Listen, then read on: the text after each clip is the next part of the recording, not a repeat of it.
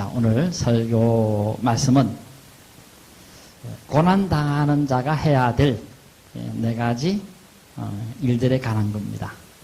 고난당하는 자가 해야 할 일들. 자, 고난당하는 자가 고난을 당하면서 해야 할 일이 무엇인지 그 모델을 제시하는 분이 바로 요 시편 42편 시인인데, 그래서 오늘 이 시편 42편의 시인을 통해서 무엇을 해야 될 것인가 하는 문제에 대해서 살펴보고자 합니다. 자, 왜 그러나 하니까 오늘 이 시인은 고난을 당했고, 그리고 그 고난을 당하면서 어떤 일을 했고, 그리고 그 결과 찬양을 부르는 그런 모험적인 모습을 가지게 되었기 때문에, 그래서 오늘 이 시인을 통해서 고난당하는 사람이 해야 될 네 가지 일을 살펴보는 것은 참 좋겠다 하는 그런 생각이 들었습니다. 자, 그래서 이 시간에 고난당하는 자가 혹시 있다면 내가 무엇을 하는 것이 옳은지 네 가지를 살펴보고자 하는데, 이 시간에는 두 가지만 보도록 하겠습니다. 첫째는 좀 더 말씀 더 드리겠습니다. 그래서 그렇게 한다면 우리들도 오늘 이 시인처럼 고난을 당하면서도 하나님을 찬양 드릴 수 있기 때문에 그러합니다. 오늘 본시 요 시를 지은 시인도 보면 매우 큰 고난을 당하고 있다 하는 사실에 대해서 엿볼 수가 있습니다. 실제로 보면 참 빡한 사정, 곤란한 사정에 직면해 있음을 보게 되는데, 실제로 보시면 주의 폭포 소리에 깊은 바다가 서로 부르며 주의 모든 파도와 물결이 나를 휩쓸었나이다 그랬습니다. 이 구절의 의미가 뭐냐 하면, 집채보다 더 거대하고 산더미보다 더 큰 파도가 폭포처럼 자신을 휩쓸고 있습니다 하는 그런 의미가 되겠습니다. 그러니까 집채만한 파도가 끊임없이 쳐오는 그 상황에 직면하면서 오늘 이 시인은 절망했다 그렇게 하고 있습니다. 그리고 또 그렇게 되다 보니까 마음이 한없이 울적하고 슬프더라 하는 그런 내용도 기록을 하고 있습니다. 이런 슬픔에 대해서 어디를 보면 알 수 있느냐 하면, 오늘 보면 5절과 11절에 보면 거기서 슬퍼서 울고 있는 이 시인의 모습을 보게 됩니다. 거기 보면 시인이 불안했다 하고 있는데, 이 불안했다는 이 말의 단어는 하마라는 이 단어인데, 여기 불안했다 하는 이렇게 번역도 할 수 있습니다만은, 또 하나는 애곡했다 이렇게도 번역할 수 있는 단어입니다. 애곡했다. 아마 속으로 아마 울고 있었던 같은 그런 느낌을 받게 되었습니다. 사람이 겉으로는 울지 않지만 속으로는 울고 있는 수가 있습니다. 그래서 내 속에 울고 있는 내가 있다 이런 말이 있지 않습니까? 그래서 요 은학자들에 따르면은 이 하마라는 이 단어는 의미가 굉장히 많습니다만은 애곡하다 하는 그런 의미도 있다. 그렇게 연구해 놓은 것이 있습니다. 왜 이 시인은 이렇게 참 슬프게 울었는가 할 때 그 이유는 산더미처럼 몰려오는, 그것도 계속 몰려오는 그 고난의 파도가 너무 세다 보니까, 그래서 눈물 없이 살 수 없는 그런 인생이 되어지게 됐다 하고 기록을 하고 있었던 것입니다. 그 시인의 고향은 아마 예루살렘이었던 걸로 봅니다. 그런데 지금 이 시인은 원래 예루살렘에서 살아야 행복한 사람이었는데, 그런데 어디서 살고 있었느냐 하면 쫓겨나가지고 멀리 요단강 물줄기가 솟는 땅, 헤르몬산과 미살산 거기에 거주하고 있다. 그렇게 이제 표현을 하고 있습니다. 예루살렘 그러니까 이 이스라엘에서 가장 이제 변방의 땅인데 그래서 예루살렘이 그리워서 오늘 이 시도 짓게 되어지기도 했습니다. 하여튼 뭐 이 헤르몬산, 미살산 하면 이스라엘 그 국가에서는 가장 외진 곳, 두메 산골 이렇게 보시면 되겠습니다. 아무도 찾아오지도 않는 그런 지역이다 그렇게 보시면 되겠습니다. 자, 이렇게 살면서 가고 싶은 그 예루살렘을 가보지도 못하고 갈 수도 없는 그래서 쳐다만 봐야만 되는 생각만 해야만 되는 그런 심정이 되다 보니까 아마 마음도 엄청나게 상했을 걸로 봅니다. 그래서 어떤 신학자들은 요 시는 다윗 왕이 지은 시일 것 같다. 그래서 자기 아들 압살롬이 반란을 일으켰을 때에 예루살렘을 피해서 그래서 요 미살산과 헤르몬산 그쪽 쪽으로 피난을 갔을 때 그때 지었던 시가 아닌가 이런 이제 보는 경우도 있기도 합니다. 그러니 참 자기 고향으로 돌아갈래야 갈 수 없는 처량한 신세, 처량한 처지 이러다 보니까 더욱 외로웠을 것이고 그리고 서슬했을 것이고 다시 말씀드리면은 아마 우울증에 걸렸을 걸로 이렇게 이제 봐지기도 합니다. 그러니 슬퍼서 애통한다. 이것은 좀 이해가 될 수 있다 하고 말씀을 드려볼 수도 있을 겁니다. 그래서 5절에 불안했다 하는 이 말을 애곡했다 이렇게 보셔도 무방하겠다는 것입니다. 자, 그러면 애곡이란 뭐냐 할 때 소리 내서 우는 것을 애곡이라고 합니다. 소리 내서 우는 것. 그래서 헉헉헉헉거리면서 울고 엉엉하면서 울고 그렇게 했다는 것입니다. 얼마나 참 자신의 처지가 참담했으면 이렇게 소리 내서 참 울었을까 하는 그런 참 딱한 모습을 가련한 모습을 봅니다만은 그런데 한 번만 우는 게 아니고 계속해서 울었다는 것입니다. 왜냐하니까 이 하마라는 용어가 미완료 형태의 동사이기 때문에 그렇습니다. 계속 울었다는 것입니다. 거대한 집체보다 더 큰 파도가 몰려오고 그것도 끊임없이 밀려오는 앞에서 그저 속수무책으로 꼼짝없이 당하고 있는 자신을 보니까 처량하기도 하고 애처롭기도 하고 딱하고 그래서 자기 자신을 바라보면서 한없이 울었다는 것입니다. 그리고 또 절망도 하고 자, 그래서 오늘 5절과 11절에 보시면 두 번씩이나 내가 낙심하고 있습니다 하고 그렇게 말씀하고 있습니다. 이 낙심한다는 말은 절망하고 있다 그런 내용의 뜻이 되겠습니다. 샤하흐라는 동사인데 절망하고 있다. 그러니까 한마디로 내가 지금 여기 살고 있는 여기서 살아날 확률은 단 1%도 없는 그런 절망이 왔다는 것입니다. 자, 그렇다면 어떻습니까? 살아날 그런 확률이 1%도 안 된다. 이렇다면 아마 절망했을 겁니다. 네, 절망했을 것인데 또 그리고 거기다가 원망하고 불평했을 것입니다. 기가 죽고 불이 죽고 원망하고 불평하고 그런데 오늘 이 시인은 그런 중에서 절망한 것이 아니라 찬송을 했다 하고 그렇게 말씀하고 있습니다. 5절과 11절에 보시면 그 사실을 기록해 놨습니다. 그 기록을 통해서 우리가 또 알게도 되어집니다.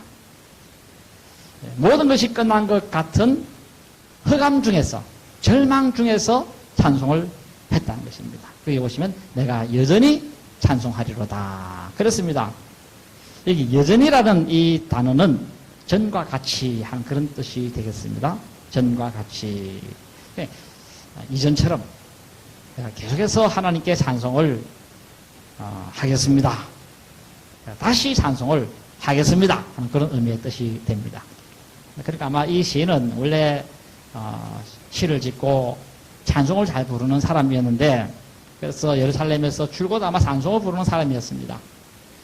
그 직업이 아마 찬송을 부르는 그런 사람이었는데, 근데 갑자기 너무 어려워지니까, 찬송 부를 힘이 안 생겨가지고, 뭐 잠시 찬송을 좀 중단했던 걸로 봅니다. 왜 내만 이래 돼야 되는지, 왜 하나님은 나에게 이렇게 시련을 주시는지 싶은 그런 생각이 들어지면서 찬송 부를 마음도 뚝 끊어졌던 걸로 봅니다. 그런데 그런 중에 다시 찬송을 부르고 계속해서 이전처럼 찬송을 부른다고 했는데 그 이유는 뭐냐? 왜 이렇게 반전의 역사가 신앙에서 일어날 수 있게 되어졌는가 할 때 그 이유는 자신의 부족을 발견했기 때문에 그렇다는 것입니다. 그래서 우리가 고난당하는 자가 첫 번째 해야 될 일이 뭐냐? 무엇을 회복해야 될 것인가 하는 것에 대해서는 자기 자신의 부족을 발견하는 그 일을 먼저 해야 될 것에 대해서 우리에게 중요한 교훈을 주고 있습니다. 그래서 자신의 부족을 발견하면 마음에 찬송이 나올 수 있게 되어지게 된다는 것입니다. 그러므로 우리가 고난을 당할 때 어떤 생각을 가져야 되는가 하면 오늘 본 시인처럼 자기 자신을 발견하는 데 있어서 나는 죄인이다. 또 나는 참 못난 사람이다. 하나님이 잘못된 것이 아니고 내가 모자라서 이런 결과를 초래했다. 이런 생각을 가질 수 있어야 한다는 것입니다. 오늘 이 시인도 이렇게 했다고 가르쳐주고 있습니다. 5절과 11절에 보시면 나는 찬송을 부른다 그랬는데 여기 찬송을 부른다 하는 이 그 단어는 야다라는 의미인데 단어인데 요 야다라는 이 찬송은 뭐 좋은 것이든 나쁜 것이든 그것을 인정하고 선포를 강조하는 것을 말합니다. 그래서 야다 찬송의 기본 세 가지 방식이 있는데 그중 한 가지만 말씀드리면 첫째 야다 찬송은 개인적으로나 국가적으로 죄를 인정하는 그런 찬송 행태가 바로 이 야다 찬송입니다. 죄를 인정하는 그런 하나의 찬송, 회개와 고백이 있는 그런 하나의 찬송, 이게 이제 야다 찬송의 특징 중 하나라 이렇게 보시면 되겠습니다. 자, 그러면 왜 이렇게 죄를 고백한 찬송을 들었는가 할 때 그것은 자기 자신을 돌아보니까 그렇다는 것입니다. 처음에는 자기 자신을 바라보니까 내가 고난받을 사람이 아닌데 왜 하나님이 나에게 고난을 주셨는가 하고 원망하고 불평을 했는데 근데 시간이 지나면서 서서히 자기 자신을 살펴보니까 내 죄가 많구나 하는 그런 자기 발견이 있었다는 것입니다. 자기 발견. 그렇구나. 내가 실수가 많고 허물이 많았구나. 그래서 하나님이 이렇게 나에게 징벌을 주셨구나 하는 그런 생각을 가졌다는 것입니다. 그래서 본문 10절에 보시면 자신에게 고난을 주신 분은 주님이시다 하고 말씀하고 있습니다. 고난을 주신 분은 주님이시다. 실제를 한번 보세요. 실제를 보시면 주의 폭포 소리라 그래 하고 있습니다. 주의 폭포 소리. 포준 세 번역에 보면 이렇게 나옵니다. 주께서 일으키시는 저 큰 폭포 소리를 따라. 주께서 일으키시는 저 큰 폭포 소리를 따라 깊은 바다는 깊은 바다를 서로 부르고 주께서 일으키시는 저 파도의 물결은 한 덩어리가 돼서 이 몸을 휩쓸고 지나가나이다. 폭포 같은 거대한 파도가 휩쓸고 그냥 지나간다. 오늘 이 파도를 누가 일으킵니까? 주님이 일으켰다고 말씀하고 있습니다. 주님이 이 몸을 휩쓸고 지나간다고 그렇게 하고 있습니다. 왜? 그것은 자신의 지난날 허물과 실수 때문에 주님께서 이렇게 하게 됐다고 말씀하고 있는 것입니다. 회개와 고백의 찬송이다. 이렇게 말씀을 드릴 수 있습니다.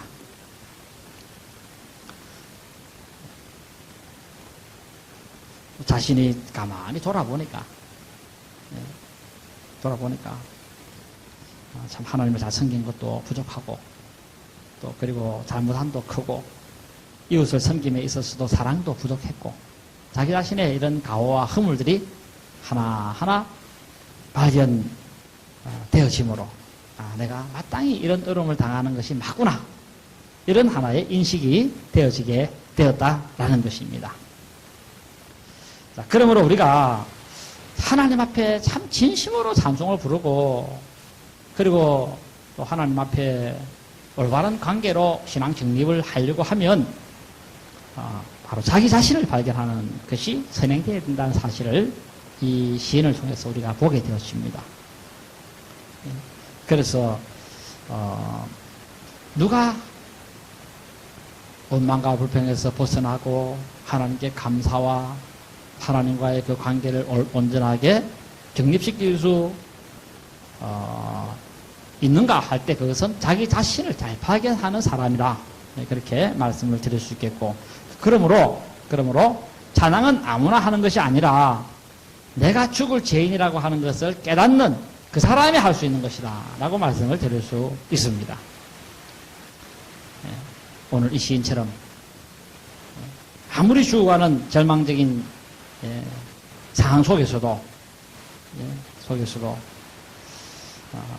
내가 참 비참한 그런 인간인데 하면서도 하나님께 찬양을 부를 수 있었던 것은 바로 자기 자신을 발견했기 때문에 그렇다 하는 것을 기억하시고 여러분들도 여러분 자신을 잘 발견해서 하나님이 원하시는 그런 좋은 신앙의 관계를 유지하고 또 그런 가운데서도 하나님께 감사하고 기뻐하는 그런 아름다운 삶이 있어지기를 진심으로 바랍니다. 두 번째, 이 시인이 고난 중에 했던 일은 뭐냐 하면 자기를 꾸중한 것이다. 꾸중한 행동을 들 수 있겠습니다. 오늘 이 시인은 자신이 자기를 꾸중했다는 것입니다. 오늘 5절에 보시면 오늘 이 시인이 꾸중한 그 내용이 나옵니다. 내용이 나오는데 그래서 그 보면 그래 너는 교회 지도자가 돼서 어찌 그래 믿음도 없냐 하고 꾸짖었다는 것입니다. 아마 그렇게 볼 때 오늘 이 시인은 아마 오늘날로 한다면 직급이 목사 정도였던 것 같습니다. 왜냐니까 본문 4절에 보시면 그런 사실을 엿볼 수 있습니다. 그것을 보면 많은 사람들을 성일의 하나님의 집으로 인도했다 그랬습니다. 자, 이렇게 많은 무리를 인도한 사람이라고 한다면은 이것은 필연 성직자겠다 이렇게 봐지게 된다는 것입니다. 자, 그런데 5절에 보세요. 이렇게 교회의 목사가 돼서 낙심하며 불안했다 했는데 이걸 공동 번역에 보면 내가 어찌 이토록 낙심하는가 하는 그런 의미입니다. 내가 어찌 이토록 낙심하는가. 내가 교회 목사로서 내가 오래 믿은 중직자로서 예수님을 오랫동안 믿어온 그런 사람으로서 이렇게 오래 믿은 사람으로서 하나님 사람들 앞에서 간증도 하고 하나님 살아계신다고 그렇게 했던 내가 세상에 어떻게 이렇게 될 수가 있나. 마치 세상 사람처럼 하나님도 없다 하는 그런 사람의 생각처럼까지 가다니 이게 있을 수 있는 일이냐 하고 자기 자신을 꾸짖었다라는 것입니다. 오늘 여러분들도 오래 믿었다고 해도 오늘 이 시인처럼 이렇게 될 수 있습니다. 신앙이 없는 것처럼 행동하고 신앙이 없는 것처럼 생각하고 이런 어떤 하나의 상황에 놓이게 되어질 수도 있는데 그래서 자기 자신에 대해서 참 실망할 수 있어요. 때로 있는데 그럴 때 우리는 하나님 없는 사람과 같은 생각을 해서는 안 된다라는 것입니다. 옛날에 그 마르틴 루터도 한때 절망을 했다고들 합니다. 그래서 한 번은 루터가 낭만을 하고 있는데 그때 루터의 부인이 검은 상복을 떠 입고 자기 남편에게 나타났습니다. 자기 남편이 깜짝 놀랍니다. 웬 그 상복이냐? 누가 죽었어? 하고 이렇게 물었더니만 그 루터 부인이 루터에게 하는 말이 루터 당신의 하나님이 죽은 것 같아서 내가 이렇게 상복을 입고 나왔습니다. 믿는 사람하고 이 낭만하고는 이건 어울리지 않는 옷이라는 것입니다. 루트가 이렇게 낙마하고 있는 것을 보면서 하나님이 안 죽었다고 한다면 당신의 그 얼굴이 그럴 수 있느냐. 그래 내가 상복을 입고 나왔습니다. 하는 그런 유명한 일화가 있습니다만은 그래서 루트가 크게 깨달은 바가 있다고 합니다.